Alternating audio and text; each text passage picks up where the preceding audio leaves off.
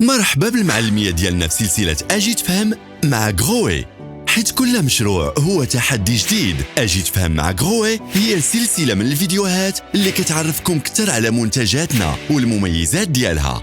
اليوم غادي نتعرفوا على واجهة أورو سمارت المدمجة اللي كتركب مع غابيدو سمارت بوكس، واللي كتوفر جمالية عصرية، راحة في الاستعمال وجودة مضمونة. أول حاجة، مقبض الواجهة عملي وسهل التحكم فيه، حتى مع يدين مبللة بالصابون أو الماء. فيها كارتوش غروي لونغ لايف اللي كيسمح لك تتحكم بدقة في درجة الحرارة وتدفق الماء، وكيضمن عمر طويل بلا مشاكل.